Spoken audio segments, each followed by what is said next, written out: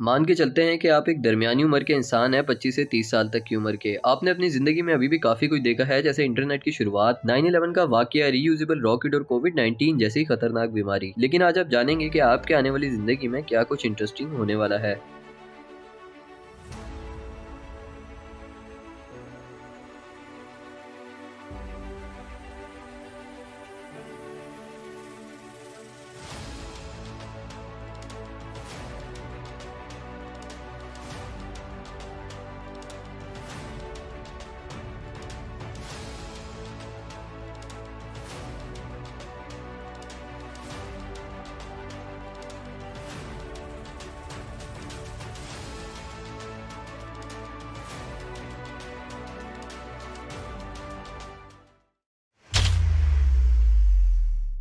शायद आपने अपनी ज़िंदगी में अपोलो मिशन ना देखा हो, लेकिन ये बात तो पक्की है कि आप मार्स पर इंसान का पहला कदम ज़रूर देखेंगे। स्पेसएक्स के सीईओ एलन मस्क का कहना है कि वो एक्सपेक्ट करते हैं कि 2026 तक वो अपना पहला मार्स मिशन लॉन्च कर देंगे। लेकिन आपको मैं ये भी बताता चलूँ कि स्पेसएक्स इस रेस में अकेला नहीं, क्योंकि नासा ने भी एक मार्स मिशन की तैयारी कर रखी है जो कि 2030 तक पूरा किया जाएगा। और बाकी स्पेस एजेंसी जैसे इसरो और चाइना की स्पेस एजेंसी CNSA ने एटलीस्ट रोवर्स और बगैर पायलट वाले ऑर्बिटर्स पहले ही स्पेस में भेज दिए हैं। अगर इतने सारे गवर्नमेंट और प्राइवेट सेक्टर इस काम में लगे हैं तो डेफिनेटली सिर्फ कुछ वक्त की बात है जब इंसान अपना पहला कदम मार्स पर रखेगा। और इस बात का हवाला हजारों सालों तक दिया जाएगा कि जब इंसान ने अपना पहला कदम मार्स पर रखा, वो कदम जो इंसानों को एक इंटरप्लेनेटरी स्पीशीज बना गया।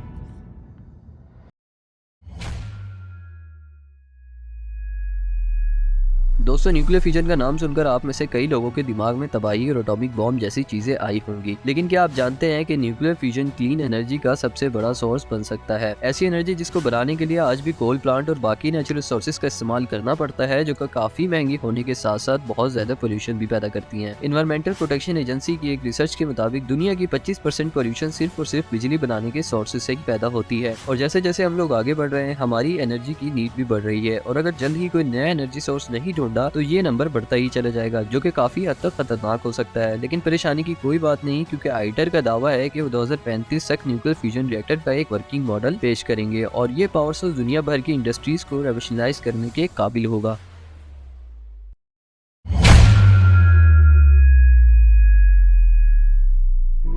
एआई का यूज सदियों से किया जा रहा है। कभी हम इसे इंडस्ट्रीज में देखते हैं तो कभी सेल्फ ड्राइविंग कार्स में, यहाँ तक कि ये एआई हमारे सेलफोन में भी मौजूद है, जैसे गूगल असिस्टेंट हो या एप्पल की एआई सिरी। हालांकि ये काफी एडवांस हो चुके हैं, लेकिन अभी भी एआई में काफी खामियां हैं। तो इसी बात को ध्यान में रखते हुए इंट्रोड्यूस किया गया आर्टिफिशियल जनरल इंटेलिजेंस के कॉन्सेप्ट को। एक ऐसा एआई जो सोच सके, चल सके, बात कर सके और हर टास्क को पूरा कर सके, वो भी बिना किसी इंसान की मदद लिए। इस वक्त मार्केट में काफी सारे कॉन्सेप्ट बेस्ड एआई रोबोट्स को देखा जा सकता है, लेकिन अभी भी इन रोबोट्स को बहुत सफर करना होगा एक आर्टिफिशियल जनरल इंटेलिजेंस बनने के लिए। एक्सपर्ट्स का मानना है कि ऐसे एआई 2060 तक डेवलप कर लिए जाएंगे, जिनमें सोचने की और खुद को बेहतर बनाने की सलाहियत होगी। हाँ जी दोस्तों, मुझे मालूम है कि आप भी यही सोच रहे होंगे कि ये रोबोट्स तो काफी खतरनाक हो सकते हैं, लेकिन ये तो वक्त ही बताएगा कि ये रोबोट्स मूवीज में दिखाए जाने वाले एआई की तरह एविल होंगे या वाकई हमारे डेली रूटीन में मददगार साबित होंगे।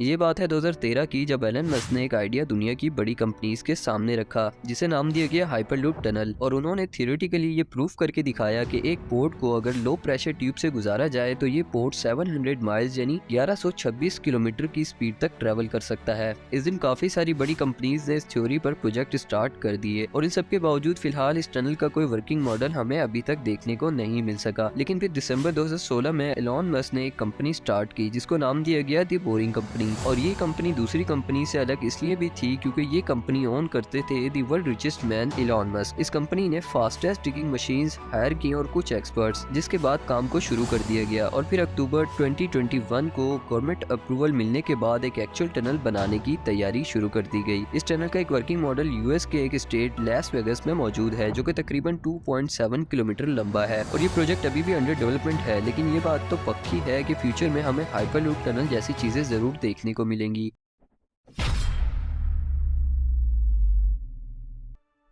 क्या हो अगर आप अपने रूम में बैठे बैठे ही एक वीआर हेडसेट या ग्लासेस के थ्रू काम कर सको, स्टडी कर सको, शॉपिंग भी कर सको, ऑलमोस्ट वो सब कर सको जो आप इस दुनिया में कर सकते हो। फर्क सिर्फ इतना होगा कि आप ये सब मेटावर्स यानी एक आर्टिफिशियली बनाई गई दुनिया में कर रहे होगे। मेटावर्स बेसिकली एक आर्टिफिशियल वर्ल्ड को कहा जा रहा है जिसके सपोर्ट में फेसबुक के सीईओ मार्क जकरबर्ग भी खड़े हैं। अब दुनिया के किसी भी कोने से इस दुनिया में इंटर हो सकोगे और माना जा रहा है कि ये इंटरनेट को भी रिप्लेस कर देगा, क्योंकि आज के टाइम में हम बहुत कुछ वैसे भी ऑनलाइन तो कर ही रहे हैं पर एक 2D वर्ल्ड में। पर मेटावर्स कम्प्लीटली 3D होगा। ये 3D वर्ल्ड 5G नेटवर्क पर वर्क करेगा, क्योंकि अगर हमें इतनी बड़ी दुनिया बनानी है तो जाहिर सी बात है कि कॉन्स्टेंटली डाटा अपलोड और डाउनलोड करना ही पड़ेगा। तो ये जाहिर सी बात है कि हमें फास्ट स्पीड इंटरनेट की जरूरत पड़ने ही वाली है। तो अब बात करते हैं करेंसी की। अब जाहिर सी बात है कि आप इस आर्टिफिशियल वर्ल्ड में असली नोट तो ले जा नहीं सकते, तो यहाँ पर रोल आता है डिजिटल करेंसी का। और क्योंकि ये सब डिजिटल होगा तो हैकर्स और डाटा ब्रीचेस का खतरा भी बना रहेगा, और इसी खतरे को देखते हुए ये सारी ट्रांजेक्शंस होंगी ब्लॉकचेन पर, जो कि फिलहाल दुनिया का सबसे सिक्योर्ड मेथड है ट्रांजैक्शंस के लिए। तो अब आता है सबसे जरूरी सवाल, क्या हमें वाकई मेटावर्स की जरूरत है भी या नहीं? क्योंकि 2013 से 14 के दरमियान में गूगल ग्लासेस जो AR यानी ऑगमेंटेड रियलिटी पर वर्क करते थे वो लॉन्च किए गए और गूगल की जानिब से इसकी काफी हाइप भी क्रिएट की गई, लेकिन न जाने कैसे वो फ्लॉप हो गए। और इसकी एक वजह ये भी मानी जा रही है कि शायद ऐसी किसी चीज की फिलहाल हमें जरूरत ही नहीं। लेकिन कुछ लोगों का मानना है कि मेटावर्स इनएविटेबल है, यानी ये तो होना ही होना है। और मार्क जकरबर्ग का मानना है कि मेटावर्स आने वाले 10 सालों में ही बनकर रेडी हो जाएगा, जो आने वाले वक्त में सबकी जरूरत बन जाएगा। तो फ्रेंड्स, आज के लिए बस इतना ही। कमेंट में जरूर बताइएगा कि आपने वीडियो एंजॉय की या नहीं। अगर वीडियो एंजॉय की तो प्लीज सब्सक्राइब जरूर कीजिएगा। मिलते हैं नेक्स्ट वीडियो में, तब तक के लिए गुड बाय।